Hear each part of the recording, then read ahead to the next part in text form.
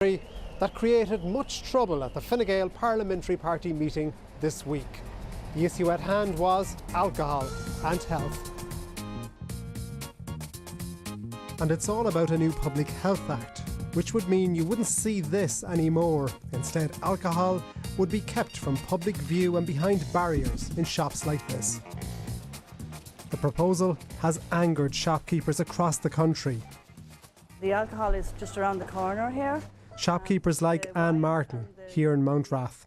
There is a choice here, and if they're able to do it freely, then it makes the shopping experience very positive. However, if they have to go in behind a barrier, they're going to feel like this is something that they shouldn't be buying, that it's almost criminal to be buying it. And in fact, it's only another commodity.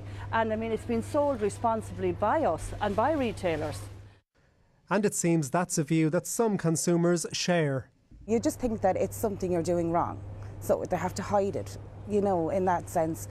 I mean, look, as we were speaking about, just having a glass of wine at home responsibly, I don't really see anything wrong with it. Opinions like that, and the view of retailers that this will impose a big cost on them, has panicked many in Fine Gael and the Independent Alliance. Here's the Fine Gael Parliamentary Party Chairman, Martyn Hayden. We in Fine Gael are very committed to tackling the issue of alcohol misuse in this country that is having a very serious impact on our health services and on society in general. But there has been concern raised by a number of my colleagues in relation to the impact of Section 20 in particular of the bill and how it might impact on small retailers the length and breadth of the country. And these discussions have been held over the last couple of meetings, and both the Taoiseach and the Minister has agreed to continue to engage with Fine Gael TDs and Senators before it comes back before the House to find a resolution and get some sense of balance there in that matter. However, one former junior health minister has urged Fine Gael not to bow to pressure on this issue. We have to tackle this. We have to stop talking about it, stop producing reports and start to take action, because we need to move alcohol away from centre stage in this country and put it back to backstage, because it's playing too big a part and too damaging a part in people's lives. Look, people are complaining. There's pushback on this legislation. I would hope that government TDs in particular would hold the line on this. There's a demand for people to give political leadership in relation to our unhealthy relationship with alcohol. So there you have it. One side insist it's a time for political leadership, the other adamant the concerns of retailers must be listened to. Who will win out in this battle over what has become a contentious piece of legislation?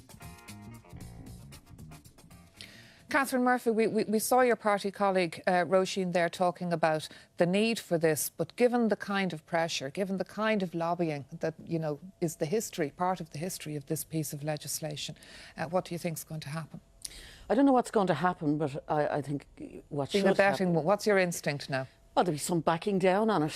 I mean, essentially, what's happening is the small retailers have been pushed out here as, where the consequences are. But in actual fact, this is a health policy initiative, and it's the big supermarkets that the real problem is.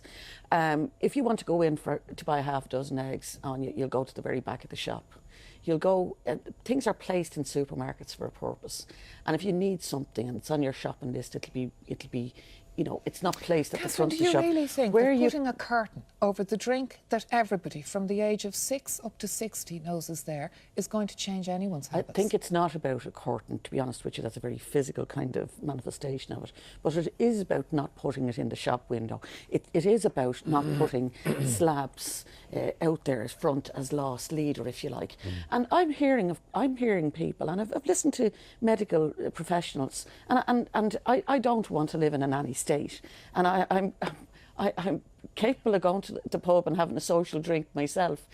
But I think when you start hearing from, say, a bartender that increasingly they're seeing young people turning up to the pub drunk, and you're hearing from medical professionals that they're seeing liver damage of in people in their 30s. So it's an important. And then there's a measure. relationship with mental health issues, which are big issues. You do have to place it in that. You do have to place it in the health policy element of what's happening here. And I hope there won't be a big back down. But the burqa notion or a curtain notion, it's about it being further back in the shop and more kind of not pushed out in front and in front of people's noses and used as almost a lost leader. So you heard Catherine Murphy there. She's expecting a climb down. An awful lot of very angry Fine Gael TDs at your parliamentary party this week. The Independent Alliance telling Marcella Corcoran Kennedy it's not on. They're not going to accept it. So a climb down is on the cards, isn't it?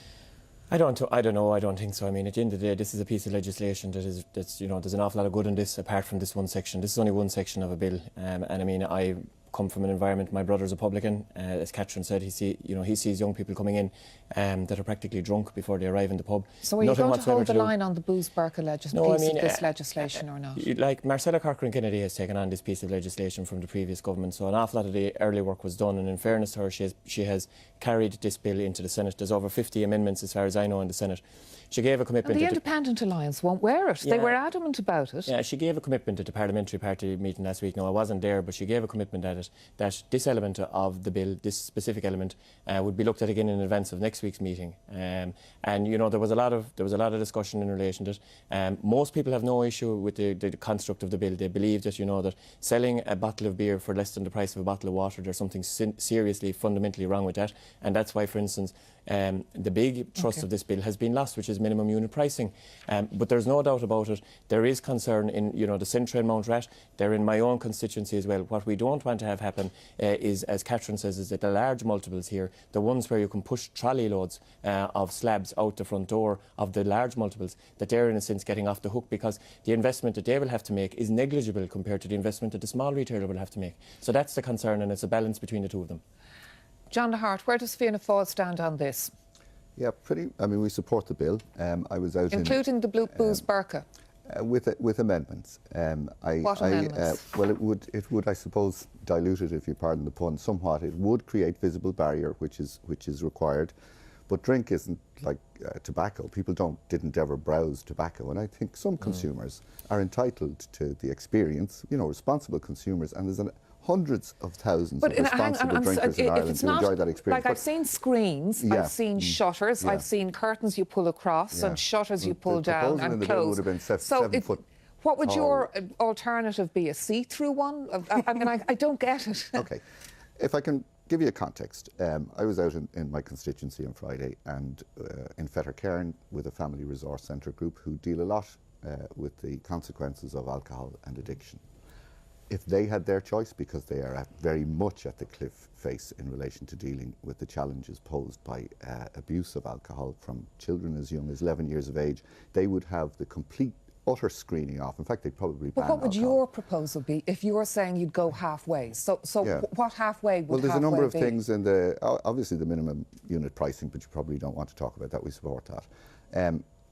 One of the amendments that we're talking about would have, instead of a complete blanket screen and blank solid doors, we're talking about waist-high screens that actually hide the advertising, that insist on the drink section. Okay, so instead of a full screen, a half screen, would you be open to an amendment like that? But in fairness, I want to say on you, there are a lot of, because I've gone around my own constituency in the last week actually specifically looking for this. There are some retailers who are horrendous about this, horrendous, where baby gins and naggins are right behind the cash registers. I think we know that the problem is there, which is why the bill has been around for such a long time, and who are very, very good. Would you accept half doors or half screens as a kind of a solution? I'm not going to say, in whether relation half doors or full doors or perspex or see-through, but I mean, it ultimately could wind up... Net curtains or Velux blinds. It could ultimately wind up where you actually place it in the shop. And John is right in terms of the hoardings that you find inside. Sometimes you walk in the door of a large multiple, and it's the first thing that hits you is a pyramid of green boxes. But it's not the large multiples that are given out about this, it's the small retailers. That's the interesting Maura point. Adshead, what do you make of all of this? Is the road to hell paved with good intentions and net curtains and half screens? Prinsley McNamara. I was listening to Catherine there with the nanny state, and I think if a nanny state is a government taking control of an area, regulating it and changing behaviour, then what we have here is like a 14-year-old across the street keeping an eye on us while they watch Netflix. If you talk to anybody who's interested in public health and anybody who's interested in the effects of alcohol, then they're not asking for this kind of a silly little notion in small retailers. They're talking about banning sports sponsorship of major events.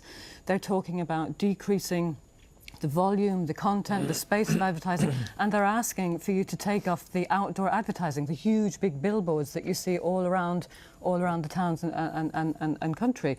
And so, I mean, if you wanted to address the issue, those are the kinds of things you would do, and those would be the kind of issues that would actually be substantive and consequential for larger interests. Whereas, as far as I can see, this measure disproportionately affects small businesses, small retailers, when actually, if you want the big change to change the culture, it's the larger people interests. I think the big change comes in smaller steps, you know, and there are some sporting organisations. Well, that's a valid point, though, about because away, given that there has been an awful lot of lobbying from various groups involved in the drinks industry throughout the course of this legislation, you know, there are legal challenges coming potentially on the minimum pricing. There are the concerns of 11 other EU countries, and there are people saying that actually, for all the good intentions and detail in this legislation, which is still annoying a lot of politicians, it has flunked the big challenges. It has flunked, for instance, the sports advertising.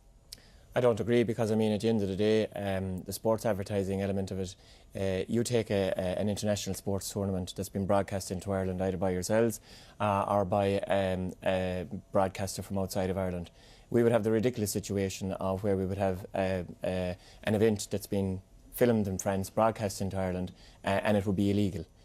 So, you know, I mean, you'd also have a situation up and down the country where, you know, a local GAA club or a local soccer club wouldn't be able to have a table quiz in a pub to raise money for their club if that got to its natural conclusion, or they wouldn't be able to raffle a turkey at Christmas because the raffle couldn't take place in the pub. So, I mean, we have to be realistic as well. I mean, I agree that we have an unhealthy relationship with alcohol. Alcohol needs to be respected, but I don't believe in criminalising people who take a drink, and I don't believe in criminalising people who sell drink. But what about Maura's point that if this is supposed to be the nanny state tackling what we know is one of the worst problems we have in this country, a really, really pernicious relationship with drink that destroys so many lives, you know, surely we need something much stronger than this bill. Surely your party needs to be saying to your own TDs and senators, get on side. And there's a cultural element to this as well. And in my previous life, I was a teacher. Before that, I was an engineer. And as a teacher, you know, an awful lot of the social ills are dumped into primary schools. So go away and fix it. You know, fix the problem of recycling, fix the problem of being able to cross the road, fix the problem of being able to look after yourself. Sooner or later, we have to take responsibility ourselves as well for how we live our own lives. And I think that there's a temptation to say, oh, well, the state needs to fix everything. The state can't fix everything in terms of personal responsibility. And personal responsibility, you know, has come a long way in terms of smoking, through advertising and through campaigns and things. So I believe that there's a role for the individual there as much as there is for the state. Just in terms of the role of the state, of course, the Committee on Water Charges will be set up soon.